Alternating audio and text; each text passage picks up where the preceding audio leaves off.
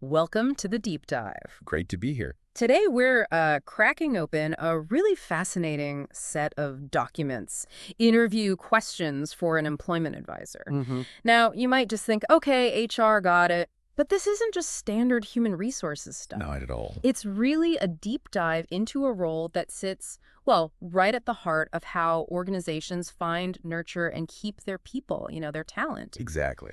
So our mission today is to unpack these sources, pull out the key insights about what this role really demands, the skills needed, Yeah. and maybe most importantly, how understanding these questions can actually help you, whether you're job hunting or just, curious about the world of work. And what's so insightful here, I think, is how just a list of questions, when you really look closely, Right. it reveals so much about the job, the Yeah. responsibilities, the challenges, the very human skills you need to succeed. Yeah. We'll be sort of connecting the dots between these specific queries and the bigger picture skills Mhm. that are, frankly, essential everywhere today, not just Yeah. for this one role. Okay, let's do that. So building on that, what first struck me, even before getting into the questions themselves, Uh-huh. was just the sheer number, the whole ecosystem of job titles linked to this employment advisor role. It's definitely not just one thing in isolation. No, it really isn't. If we kind of zoom out a bit, you see this incredible interconnectedness of, well, human capital functions across different industries. Right. Our source material gives us these two lists that are pretty eye-opening. First, there's similar positions, like property managers, insurance adjusters, management analysts, uh, guidance counselors, talent directors, government program eligibility interviewers, even HR assistants. It's quite a mix. Wow. Okay. And then there's the other list, similar titles, and that one's even bigger. You see the familiar stuff like HR specialist, HR manager, Sure. but then things like talent recruiter, job counselor, outplacement consultant, ethics officer, even morale officer, Yeah. and prisoner classification interviewer. I mean, that's a really broad scope, much broader than I'd have guessed. It absolutely is. And it raises this important question, right? What does this huge, almost kind of dizzying list actually tell us about the core job? Yeah, what's the common thread? It suggests that, at its heart, an employment advisor is maybe fundamentally a kind of human behavior analyst. Interesting way to put it. Someone who's good at understanding motivation, conflict, potential, development. It doesn't really matter what the setting is. Okay. They're deeply involved in identifying, supporting, managing talent across all sorts of sectors for different reasons: recruitment, policy, employee well-being, you name it. Right. It really underlines how adaptable these core skills are. Foundational, really, for almost any job focused on people. A human behavior analyst. I like that frame. So how do we really get to the essence of this role then? Well, our sources give us a direct window, don't they? The questions themselves. Exactly. The questions employers are asking. These aren't just random queries. They're like a blueprint of what's truly valued. Okay, this is where it gets really interesting. It's like a roadmap. For sure. The 15 questions we have in the source, you can group them pretty logically into a few key areas. Competencies. Right. And that gives you a really clear, actionable picture of what makes an effective employment advisor tick. Okay, let's break those down. Starting with, well, the human touch seems like the place to begin because the source leads right off with it. Share an experience you had in dealing with a difficult person and how you handled the situation. Classic. Yeah. And it also asks about the key to success when communicating with the public Right. and how you've successfully shared a difficult piece of information. That sounds tricky. It can be. And critically, provide an example of a time when you were able to demonstrate excellent listening skills. See, what's insightful here isn't just, oh, communication matters. We know that. Sure. It's the depth they're probing.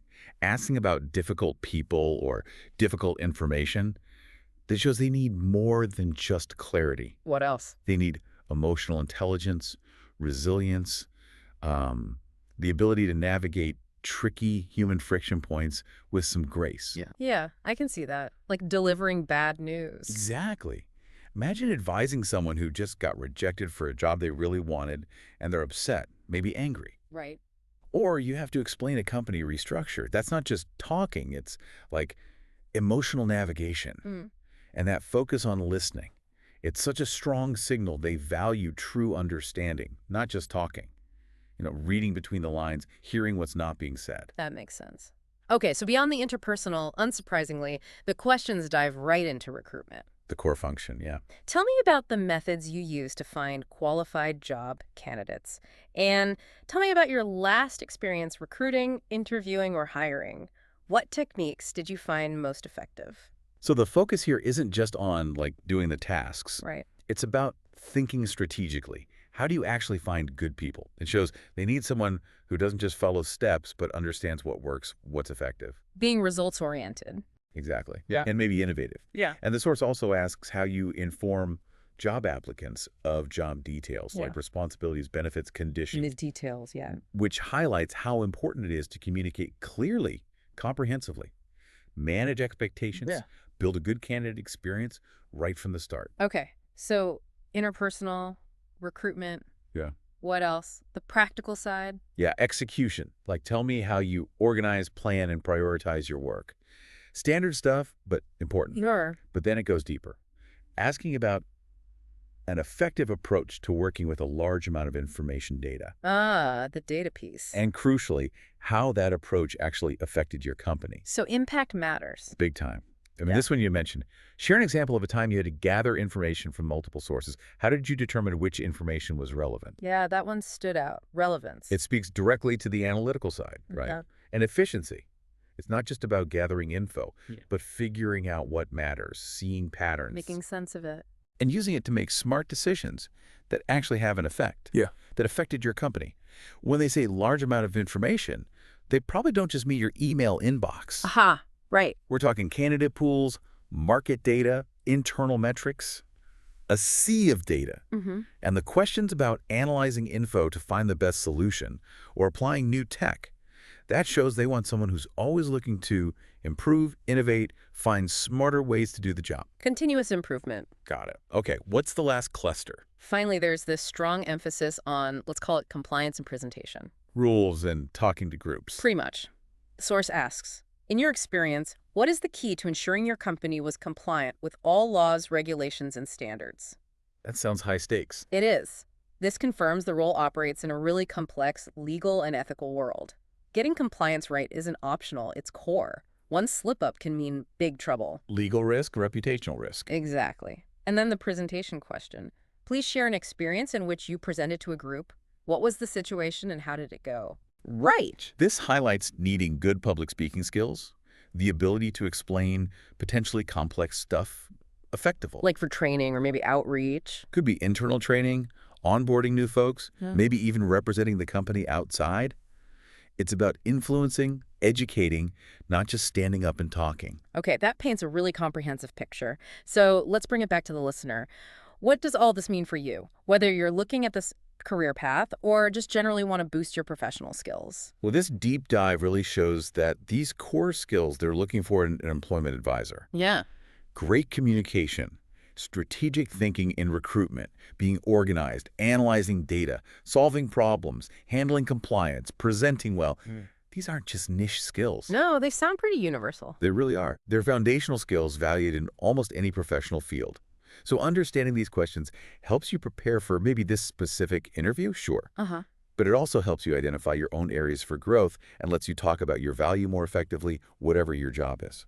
Absolutely. You can almost use these questions like a self-assessment tool, can't you? Totally. Ask yourself, can I give a specific, strong example for each of these areas from my own experience? Right. And if you hesitate, if you can't, well, there's your roadmap. That's where you focus your development. Precisely. Okay, so wrapping up our dive here, we've kind of journeyed through this wide landscape of related jobs and then really drilled down into these specific questions that define what an employment advisor does and needs to be good at. Yeah. And what we found is this, well, really multifaceted role. It demands this potent blend of people skills, analytical skills, organizational skills. Yeah. It's way more than just HR. It really is. And this whole exploration, I think it underlines how vital that human element still is, even as the world of work keeps changing. Okay. The demand for adaptability, for sound ethical judgment within these compliance rules, and for just really skilled communication and managing people, Yeah. it's clearer than ever. So here's maybe a final thought for you to chew on. Okay. In a world that's getting more and more automated, more data-driven, how might this emphasis we've seen on complex interpersonal skills, on critical thinking to sort through information, and on ethical compliance, how might those things become even more critical, especially for roles like this, centered on human advice and interaction? Are we shifting away from routine tasks towards needing these high-value, nuanced human skills even more? Well, Something to think about.